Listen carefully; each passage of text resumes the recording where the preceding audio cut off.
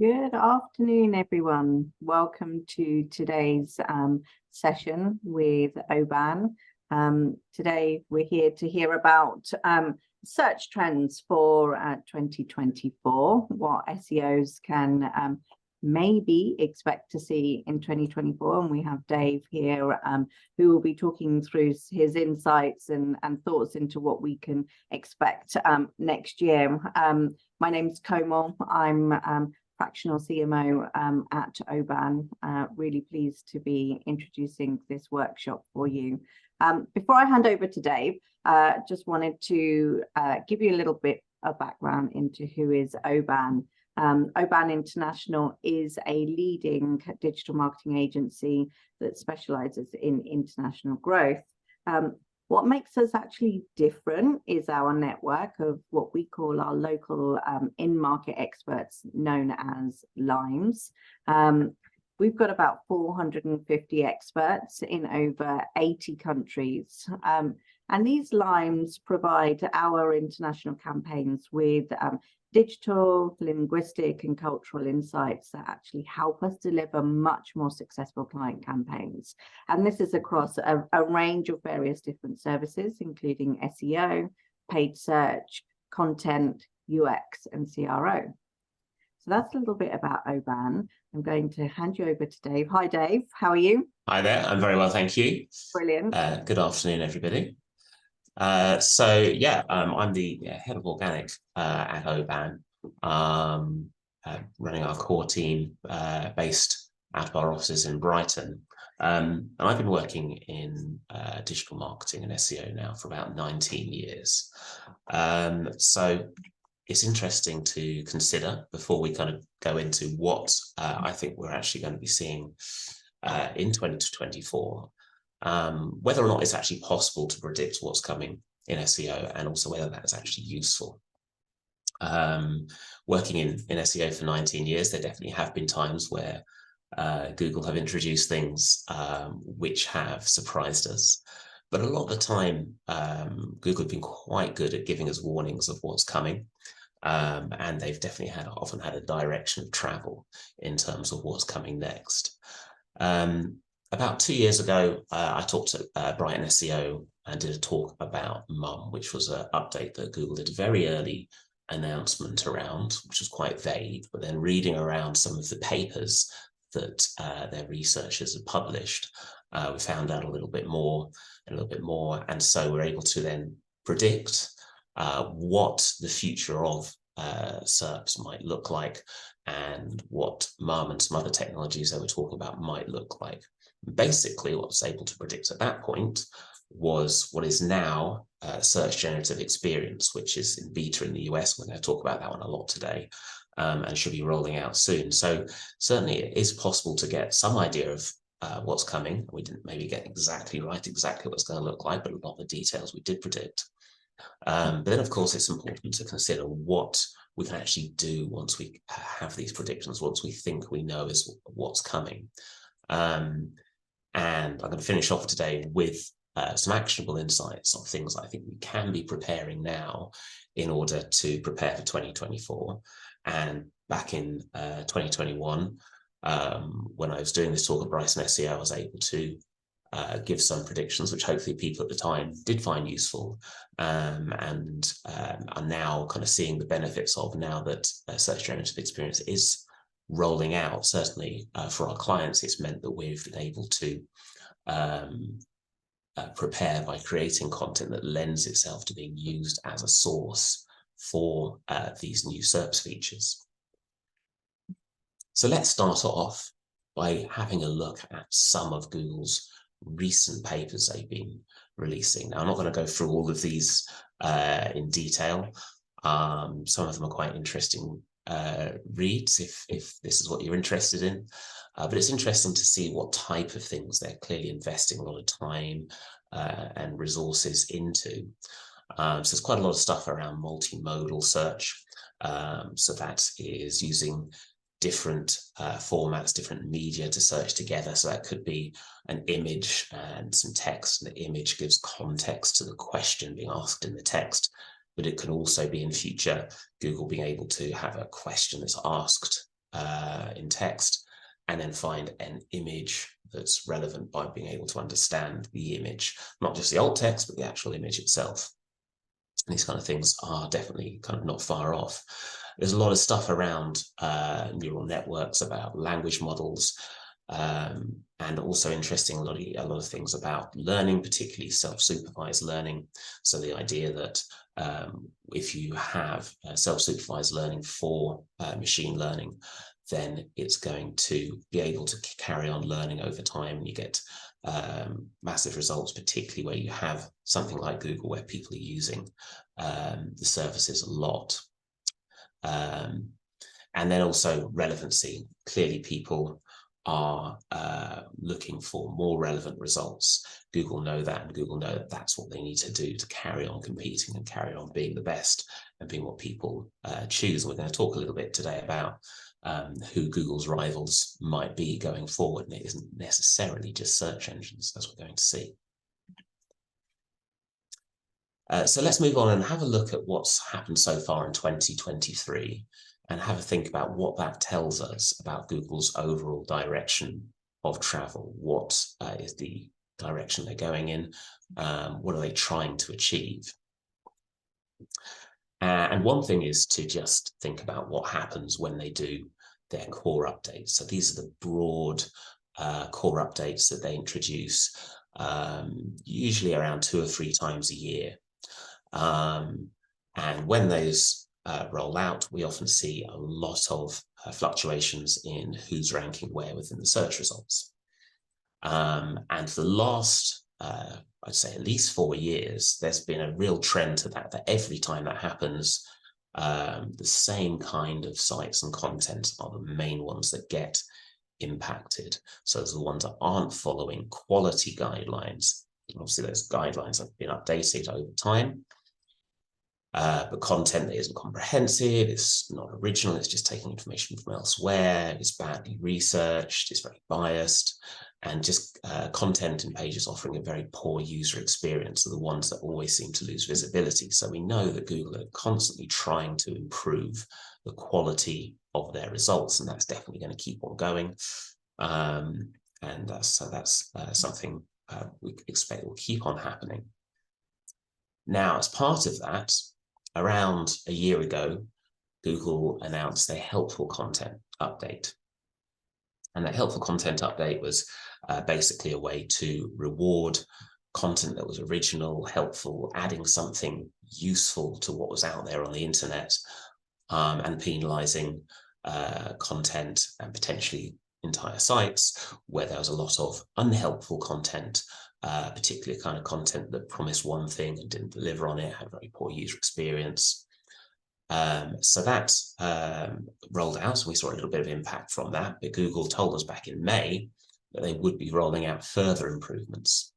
And at that point, it sounded like that was imminent. The reality is that they've only actually started rolling out some further improvements around 14th of September, so last week.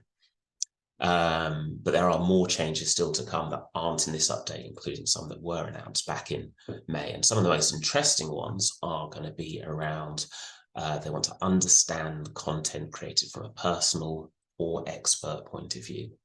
So Google's really seemed to be pushing to reward expertise, which was already important, but also experience, which is also the extra E that got added to those EEAT principles.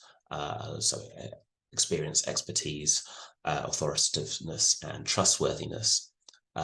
So experience is something that Google really want to push. So that's personal experience, first-person experience, real-world users' experience being added to content.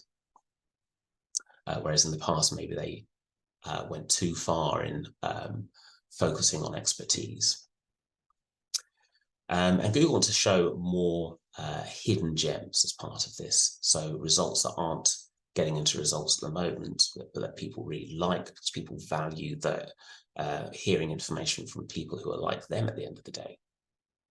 And this is really another sign that also that Google are making links less important, which we already knew they were doing, but it means there's going to be more ways to rank. So potentially you can have a blog that is fairly new, doesn't have a lot of backlinks, you create a great piece of content that includes your own experience, it includes information that just doesn't exist elsewhere on the internet, and that should actually have a much better chance of ranking in future. That's not to say that content that includes expertise and so on isn't going to be important, and obviously it won't be the same in every different topic. So your money, your life terms are probably still going to be mainly focused on expertise, but other areas, personal experience is going to be more valuable. And just quickly, as a kind of last minute change to this slide, I've put in a screenshot of something interesting that Google have changed in their guidelines around this helpful content system, and they changed these guidelines last week. And obviously we're going to talk a lot about AI today, and Google used to say that helpful content should be written by people for people in search results, and they have now changed that to say helpful content created for people in search results. So the by people part has gone.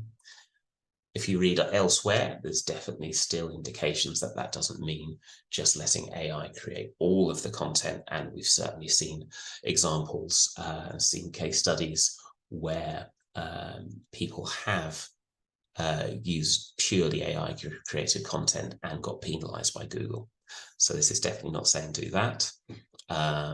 But Google seem to be now saying it's okay to use AI as a tool within that process.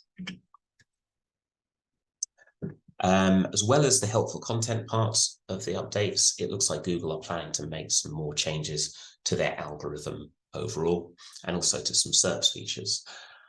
So Google have announced that they want to improve how they rank results in search overall, with a greater focus on content with unique expertise and experience. So again, the same thing, just part of their core algorithm as well. And it's interesting to think about why Google actually want to do this. I think really what they're trying to do is they're trying to counter the fact that users increasingly are starting their search journey on other platforms. So it could be TikTok is a really big one.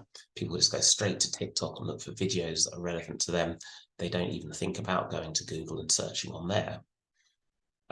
It could also be things like Reddit, on forums. So it's not just for personal life, it's also for, work as well. If the answer to your question, is likely to be on GitHub or Stack Overflow, then you're probably going to start off there rather than wasting time trying to find something on Google and seeing a lot more less relevant stuff.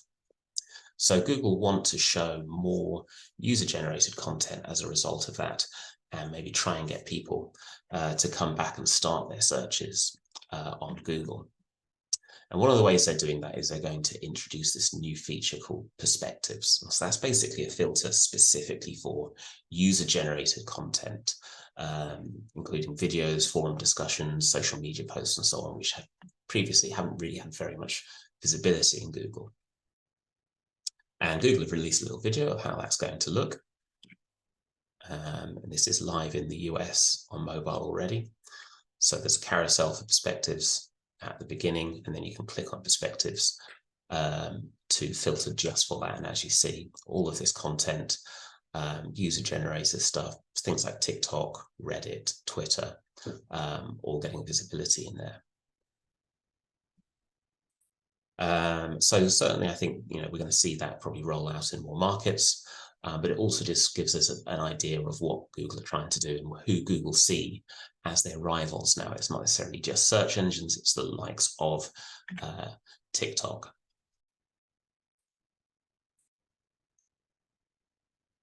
Something that may have already rolled out into the algorithm, some people will say it has, if not, is likely to roll out into the algorithm soon, or it could be going into 2024, is term weighting.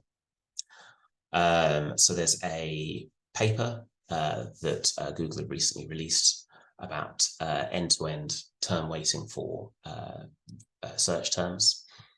And this is going to change how Google thinks about the search terms people are searching for, how it matches them to content in its index, and therefore it's going to have an impact on us in terms of how we think about optimizing as well. So to give you a little bit more background to this, they're calling it TW-BERT, so TW for term weighting. And BERT is, you might remember, a machine learning process that is being used by Google for a while now for query expansion. And it's really focused on finding semantically relevant results.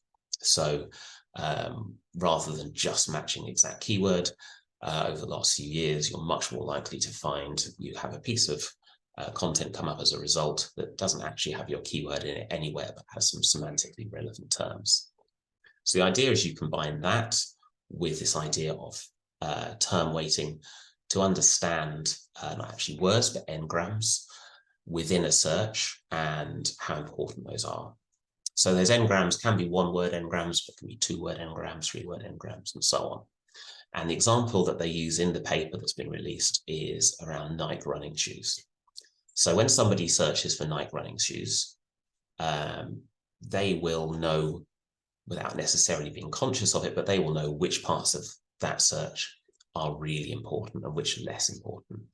And as humans, when we read that, we know the same thing. Again, it's a subconscious thing. We don't consciously think about it. But if you do think about it, you realize that Nike is quite an important part of that search term. And running shoes as a two-word n-gram, that's also really quite important. That it includes these. Shoes, maybe a little bit less relevant, and running is maybe like the least relevant part of that. So if you're a search engine, you're then trying to rank different pages. Now you've just got BERT in here, so it's not necessarily a direct comparison in terms of matching keywords, but when you're understanding the page topic, if you decide that you've got one page where the page topic is Nike running shoes, that's going to be very, very relevant, of course. But then Nike running sneakers is also quite relevant. And then as you go down, you have pages that are less and less relevant. So skate shoes is slightly more relevant than running gear because shoes has got a higher weighting than running.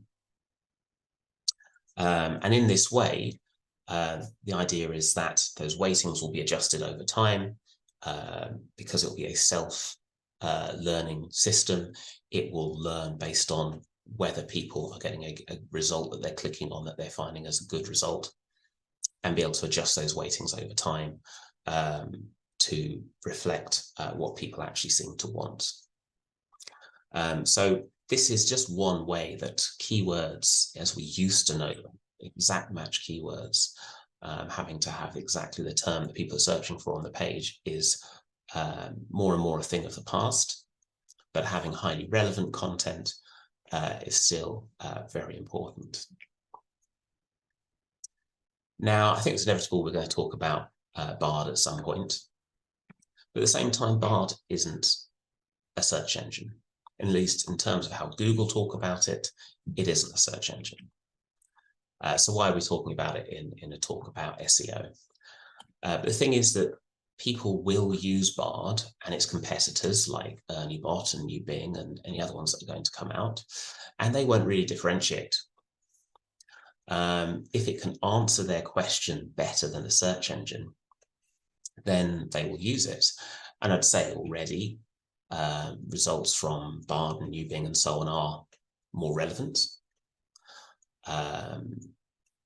They're more succinct because you don't have to go through loads of pages with potentially lots of content to try and find the information you're after. It's there straight away. Arguably, they're more balanced because the information is being brought from multiple different sources. And in time, Bard could become a lot more accurate. At the moment, Bard is, in my opinion, not as good as New Bing. Both of them have some issues that they make things up and imagine things. I was having an argument with Bard last night just to see if by trying to educate it, I could get it to give me the right answer, but it just wouldn't. However, the self-supervised learning system means that it's going to get more and more powerful, and the more people use it, the more it's going to improve. At the moment, Bard is still officially an experiment, though the language model that it now uses has changed to Palm 2, which probably doesn't mean very much to everybody, but it's basically an improved language model. So some people are already saying, even though this change has only just rolled out, that Bard is better now than it was a few weeks ago. And it will keep on improving. We need to consider Bard as a rival to Google, even though it is one of Google's products, and we certainly need to think of other large language model powered chatbots as rivals. And yes, several improvements have just rolled out. The most interesting improvement that's literally just rolled out for Bard is actually this one, where you can double check what Bard is telling you, which makes you ask, okay, well, if Bard knows that some of its information isn't correct, maybe it just should check this first before saying this, but it can highlight now. If you press this Google button, it will highlight whether there's information online that supports what Bard's telling you. And if there's information that seems to suggest that Bard's telling you the wrong information, and highlight that like that, and you can see what the sources are. So it's interesting that they need that, but I guess it's a step forward in some ways. But as I say, people aren't really going to differentiate. They're going to use the tool that is best for them. In the past, it was books, and so we can see the Gutenberg printing press as a really huge step forward in terms of the development of research tools. And then back in 1990, we had Archie, the first kind of recognizable search engine for the internet, come out, and that was a massive step forward. And so we can probably see 2022 and ChatGPT coming out as a really huge moment as well. We'll really look back at that as a massive development. So moving forward, I think we're going to talk a lot more about research tools, and people won't differentiate, and the search engine will just be a type of research tool, as will these large language model chatbots. And as SEOs, I think we have to think of them interchangeably as well, because that's what our customers are going to be doing. And for certain types of search, like the kind of question terms and so on that I was just talking about, you will find people will go directly to these tools. And certainly in the future, they're going to be more integrated into search engines, as is the case with the experiments around SGE, Search Generative Experience. So looking ahead to 2024, what we've seen so far in 2023, where does that point? So I think Google have realized that people aren't always searching for an expert's point of view. For a while, that's something they were really pushing, but they've realized that people actually trust people, and they trust people like them with real world experience. And they've realized that competitors are taking share. Even if they're still dominant as a search engine, there are competitors who aren't search engines per se, who are taking traffic away from them. If you think there must be millions and millions of queries that have gone to ChatGPT that beforehand people would have used Google to try and find the answers to. And increasingly, users expect the right result right away. They don't need to expect to have to search for it. They don't have to expect to have to change their search terms. So increasingly, Google and its rivals are trying to provide that. Because users don't differentiate between search and other research tools anymore. And while relevancy matters more and more, we need to remember as SEOs that keyword matching doesn't.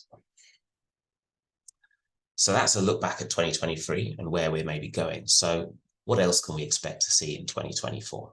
So there's a few other things to consider. And while we've maybe talked a lot about what's going on in the background and rivals, what's actually going to happen within the Google SERP, which seems like a very recognizable thing to all of us.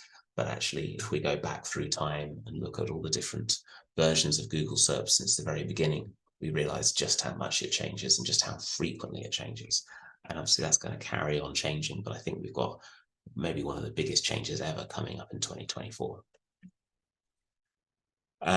So let's start off with a couple of the kind of smaller changes, still significant. So I think we're going to see easier access to Bard from the SERPs once Google are happy with it, once it goes past that kind of official experiment mode.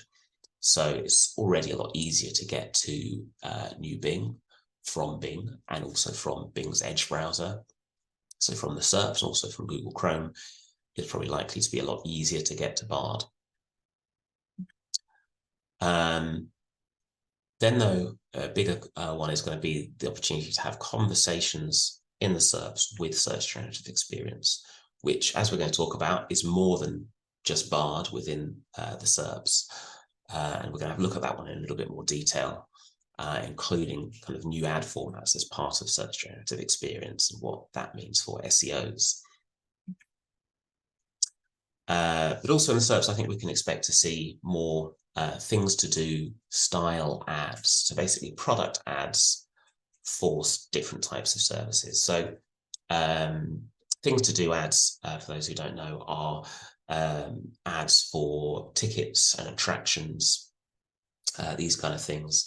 And a lot of the time you'll be searching while you're away on a trip for something, and you'll see things that are local to you as well. And you'll be able to see the prices and go and buy tickets directly. So basically product ads for tickets and attractions. And we've also already seen, being able to look for accommodation, look for flights and so on within the SERPs. So I think Google's going to keep on pushing these kind of service ads.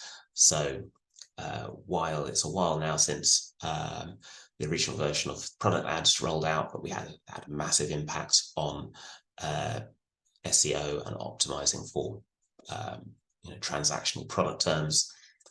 Now this may have a similar impact for those kind of terms for services as well. And then I think you're going to see a lot more testing of new formats, such as mentioned in. And I had this little clip showing on the right here. So if you're wondering what that is something that Google are testing at the moment, and that is called mentioned in. And if this one rolls out, it's quite significant in that it's almost like a rollback of links becoming less important. Because if your site has got a mention on a high authority website, which could be a general high authority website like New York Times or something, but it could also be an authoritative website within the topic that your site is relevant to, as in this example here. And that can improve your visibility in the SERPs, as you can see. Google have got rid of FAQs, which used to be one nice way to try and get some more real estate. But then this is a new way to do that, and to show that you are a trustworthy website, I guess. So while getting a quantity of links is no longer important, and I'd argue hasn't been for a little while, it means that those really authoritative links and worthwhile links are valuable. So it means things like digital PR and outreach and so on, and just creating content that people want to link to and it's worthwhile linking to is still a very valuable tactic if this fully rolls out. It's just in testing at the moment. But overall, we're going to see more zero-click searches. These different ad formats and Search Generative Experience, which we're going to talk about a bit more now, are going to mean that there'll be more zero-click searches. So if you're an agency like us, it's important to start thinking about where the value can come from for clients in terms of the value of having visibility within the SERPs and the results pages, when maybe you won't get as many clicks, but you can still build brand awareness through the SERPs. And Search Generative Experience is actually going to be probably a better way to do that than some old features, which we're maybe going to see less of, such as feature snippets. So I'm not sure how many of you have seen screenshots from Search Generative Experience or heard about it before. So let's take a look at what it's going to potentially look like. Google is still testing a lot of different things in terms of how it works and how it looks and playing around with different things. So we've got a few different screenshots from different releases from Google. This one on the right here is one that they showed way back in around May.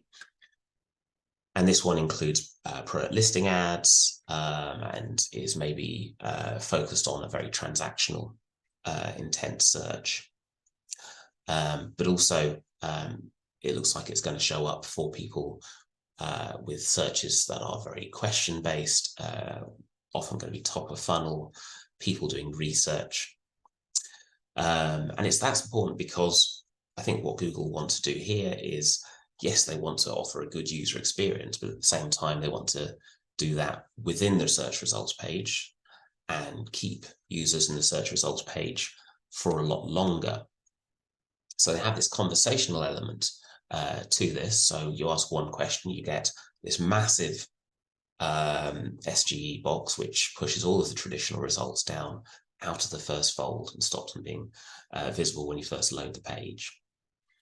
And then you can ask follow-up questions. It will suggest potential follow-up questions.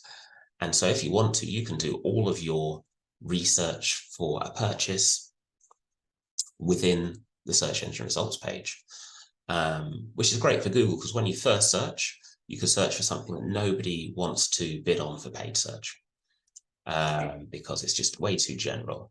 And at that point, that's a great opportunity for organic traditionally because we get people clicking on our results and they do their research on our site and then hopefully they end up buying through our site. But now what's potentially going to happen is that people will do their entire research through search generative experience, keep on asking questions until they get to that moment of decision. And at that point, people do want to bid to have their ads show, including product ads and more traditional ads as well. And so Google are going to make more money out of this. But I think that doesn't mean this isn't an opportunity. And it's definitely better to be within this result than to be further down the page in the traditional results. And if we look at this screenshot here with the latest version of what SGE is going to look like, and it's still testing, but this is the latest iteration, there's a lot more visibility for results, for organic results in here. So the latest thing they're testing is these drop-down links here. And that's, quite visible. And it's a nice place to be as well. You're basically being pulled out and as a source. If somebody doesn't necessarily click on your link, then at least they're seeing your branding there and they're seeing, okay, well, Google have chosen this as a source for their answer. So quite reputable. And the thing is, with these results, they can be different every single time somebody searches. Somebody can search for something that's never been searched for before, and potentially Google is going to be able to show this generative AI created result, answering their specific question, and then have an ongoing conversation with them. And this relies on a few different technologies, including MUM, which we mentioned earlier, Palm 2 language model. It isn't exactly the same technologies as BARD. It's got some crossover. And these are, as I say, custom generated responses. They can even potentially be personalized in future if you're a logged in user based on your previous searches and what Google thinks you're interested in. But yes, the highlighting of sources is going to be fairly clear, it seems, and certainly this version is clearer than in the original versions that Google showed us. And so how do you become a source? Well, Google want to show very varied sources. They've said they want to reward authoritative sources, but also, again, that first-person experience, that real-world experience, they want to reward as well. So if you can provide expertise or if you can provide kind of real-world experience, that's going to increase your chances of coming up as a source. And then the opportunity, I think, is to firstly create content that's going to get used as a source, and then secondly, create content that people are going to actually want to click on and read more than carrying on Google.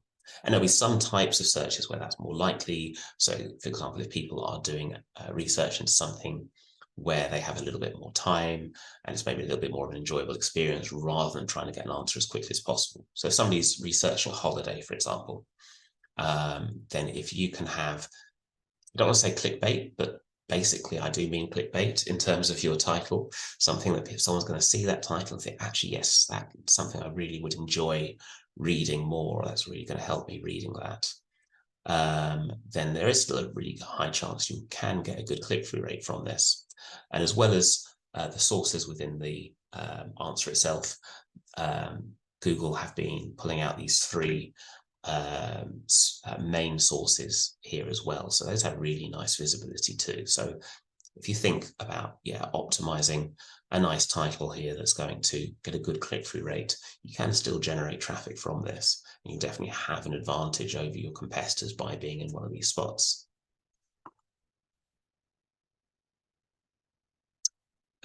So probably what you want to know is, when are we actually going to see this rolling out? Well, I'm not going to create unhelpful content by pretending I know when I don't. At the moment it is being tested. Google have now rolled it out for Japan in Japanese and for India in English and Hindi. It's available in beta, so you get access to it by opting in. They seem to be pushing forward with testing it. They are still testing different variations, so you can see on the left the original version they showed us, on the right more recent version, so a few changes to how it looks. But Google have told us that the beta users so far do seem to like search generative experience. They seem to be interacting with it and using the conversational functionality. So I think it is likely that it's going to roll out. To be fair, some people I've spoken to who have used it quite a lot, people based in the US, have said that they really don't like it and they don't think the results are good enough. So exactly when it's going to roll out is up for debate, but I think it's certainly something that Google have been investing in for a very long time. When they first started talking about this sort of option a couple of years ago, we thought it was going to roll out maybe in 6 to 12 months, and it's taken a lot longer to get to this point.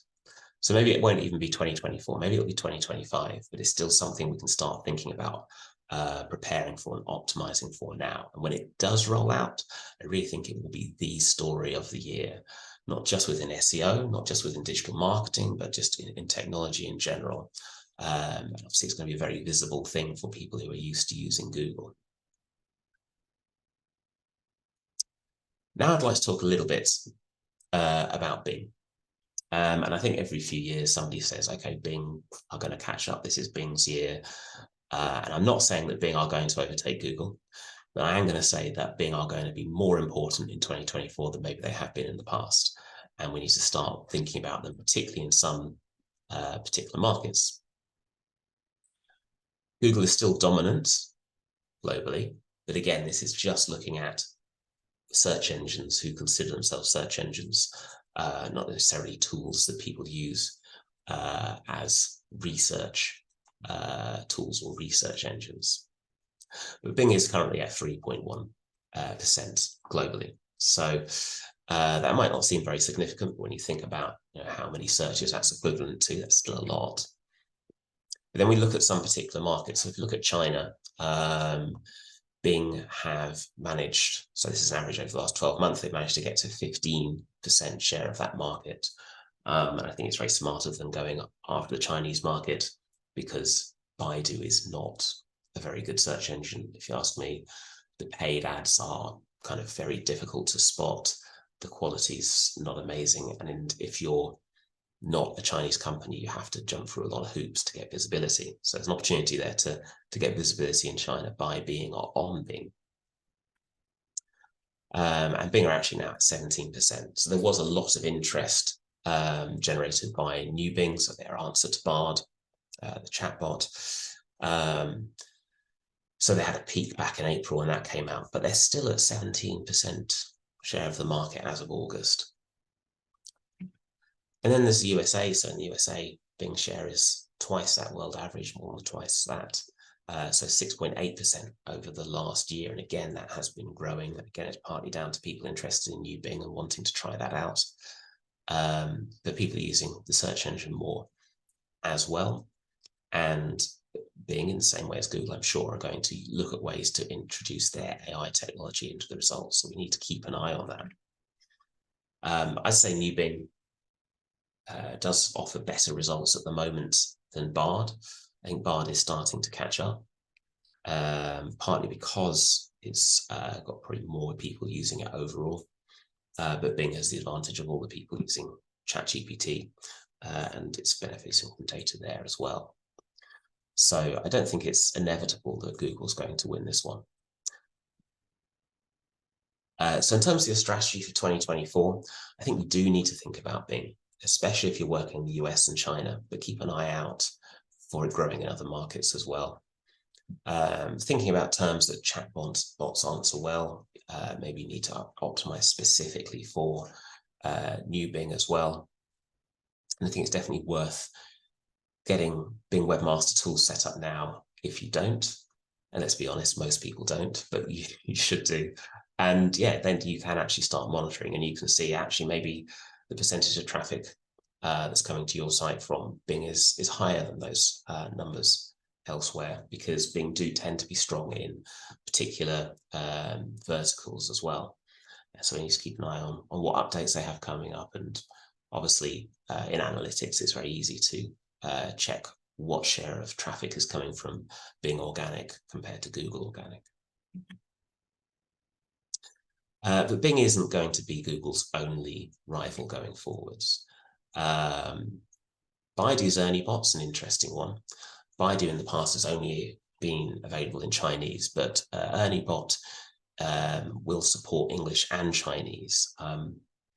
It's rolled out now, and I did try and access it the other day, but you can only access it if you've got a Chinese phone number. So I haven't actually managed to access it yet and see if English is available yet. And I don't seem to be able to find information online whether it's just in Chinese for now or English as well. But they have said it will be available in English. So Baidu might be looking at moving into other markets. And I think that Baidu could be, and ErnieBot could be almost like a digital Belt and Road initiative. So while countries in the West, like UK, US, and so on, are probably not going to be running to use a Chinese chatbot, other countries are much more aligned with China, including a lot of English-speaking countries. Quite a lot of English-speaking countries in sub-Saharan Africa have much closer ties to China and leaning more towards China. So maybe in those markets, actually, we're going to see Baidu trying to take share there. So they're worth bearing that in mind as well, particularly if you're in those markets. And then I think AI is a chance for new entrants to enter the search market, or at least the research market, and give Google some problems. It's worth considering that companies like IBM have some of the best AI capabilities, including hardware, software, and also just some of the best experts around natural language processing and content analysis. So if they wanted to create a search engine, they probably could create something from scratch, forgetting everything that Google have kind of produced over the years, and start with something like, if we were to create a search engine now from scratch, how would we do it? Now, I'm not saying I've got any evidence that they're going to do this, but it's interesting to think that they could do. And then you've got other companies like Oracle, AWS, who have a lot of skills as well. And they've really been rushing to hire experts in machine learning and doing a lot of poaching from Google, because Google have a lot of the best people. Then companies like Amazon are using AI now for their internal search results.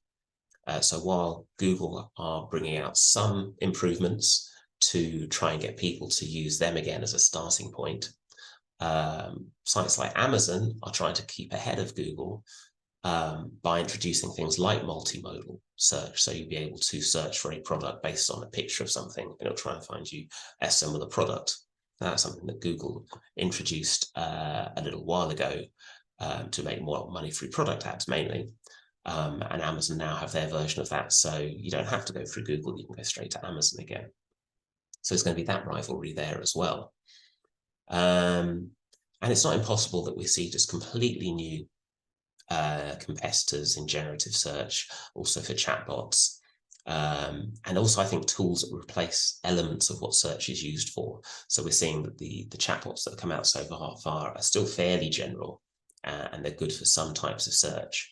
But it could be in the future that you'll see partnerships. This is a completely made up one, but what if IBM decides to do a partnership with Yahoo to create an AI-powered search engine?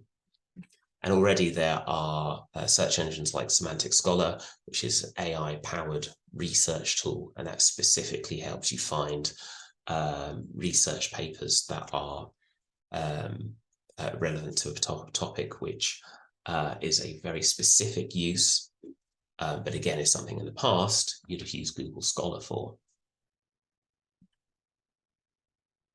So what does this mean for the future? So I think the search and research market could be in flux for a few years in a way that it hasn't been for the last couple of decades, really. And people may decide to use more of a range of tools that suit their specific needs, especially if you're in a work setting or an academic setting, and you're doing a task repetitively. If there's a better tool for it than a general search engine like Google, maybe that's what you're going to use. I think there'll be therefore a lot of hype around some new entrants and some new tools that come out. Some of them could be short-lived, while others may come in more under the radar and grow more slowly. And as a result of this, I think it's worth keeping an eye on search volumes on things like Google Trends, because in some verticals, some types of terms are going to be the ones that are going to be most impacted. We'll probably see less people searching. And this might mean that actually you need to have access to a dozen webmaster tools type interfaces to see all the different places you're getting traffic from. So last few slides now. So everything we've looked at, what does this actually mean for how you can prepare now for 2024 and beyond? So first thing is to make sure you're creating great content that's going to meet Google's needs in 2024, because there's no point creating content that Google can now produce themselves as an answer for AI. So it's about offering uniqueness and about being helpful, creating something really unique and original that doesn't exist anywhere else, because Google's not going to use as a source in SGE AI-generated content that just rehashes what's available elsewhere online.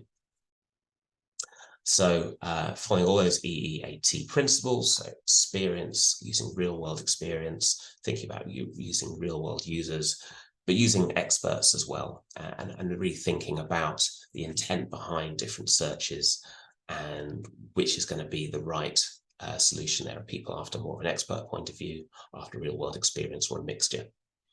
And of course, authoritativeness remains important, and trustworthiness. And I think it's going to become more and more important to actually say where you're getting information from, show that you've done research, and actually include sources to the accurate information you've used.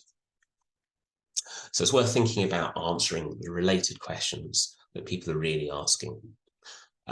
People are going to get used to asking more long tail question terms, and we can't actually have an answer for every single one, but we can start to think about what people are asking, and then make sure that actually we're creating content that, yes, has that title that's going to get the click-through rate, but is actually going to be easy to read, easy to navigate, and something that's going to offer an enjoyable experience so people want to read your content rather than interacting with things like SGE or chatbots.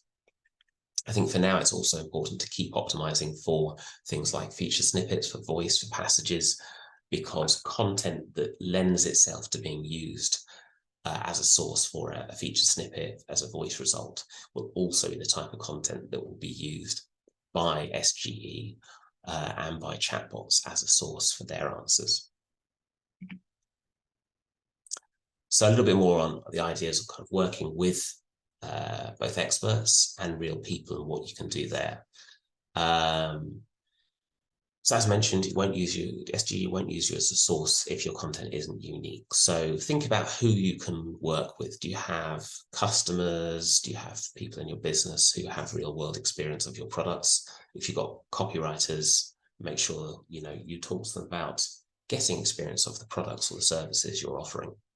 So they can write something that comes across as much more genuine and actually think about giving information that maybe isn't what's on the back of the box and isn't information that's already available elsewhere online. I think working with influence definitely can be an option.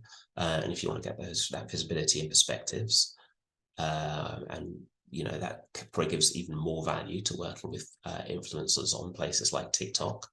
But for content that you're hosting on your site or on YouTube, also think about creating your own content that you can curate yourselves, but using real customers with real experience.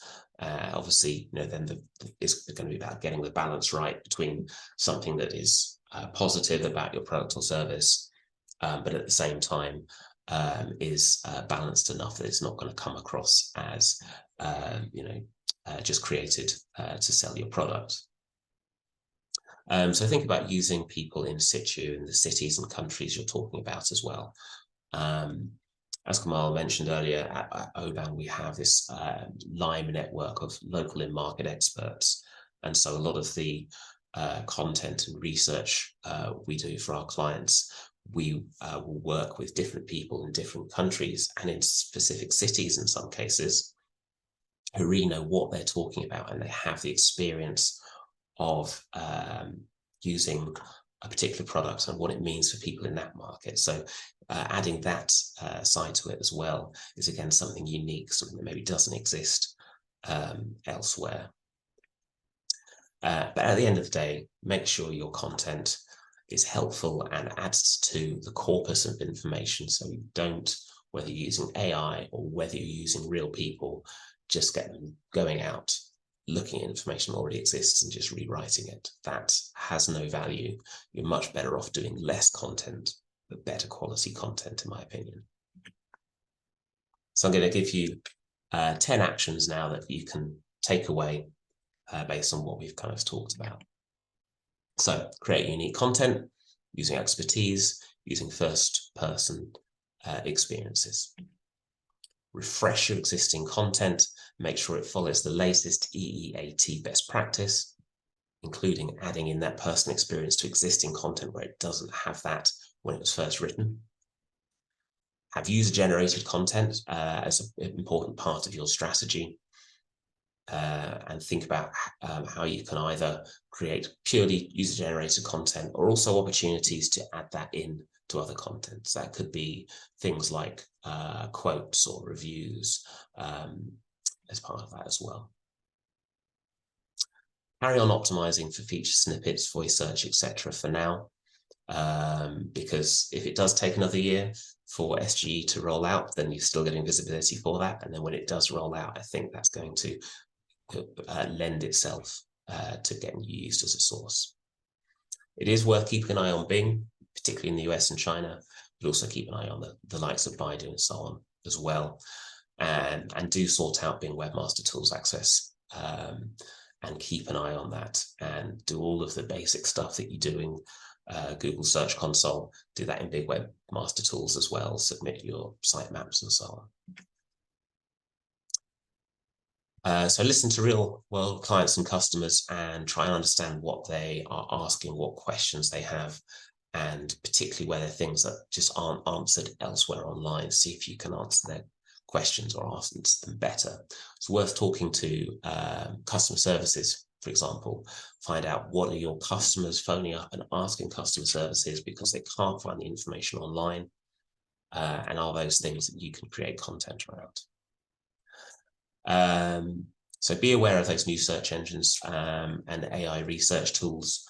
When they do come along, keep an eye on what the opportunities are and where you can get visibility for those. And remember, kind of back towards the beginning, we talked about that mentioned in feature on Google. So using PR, digital PR outreach to try and get more mentions on high authority sites is an opportunity now, and just creating link-worthy, really good quality content that will get picked up is maybe an opportunity now in case that does roll out. And if it doesn't roll out, then links still have some value, maybe less value than they used to, but for now, links are still a thing, as long as they're quality, not just going after quantity. And do consider having a presence on platforms like Pinterest, Reddit, and TikTok in order to get more visibility within the SERPs, within those perspectives carousels. A few years ago, Google was showing Pinterest results absolutely everywhere. And we managed to get very good visibility for clients who maybe wouldn't be able to rank for certain terms themselves, but they had Pinterest pages that were able to rank for those. So again, similar opportunity coming along now, having presence on those, setting up a profile, setting up content on those is an extra way to get visibility, and maybe will suit itself to a slightly different group of people, slightly different demographic. Thank you very much. Got a few minutes if there's any questions, but otherwise feel free to follow up with me. Thank you, Dave. That was absolutely fascinating.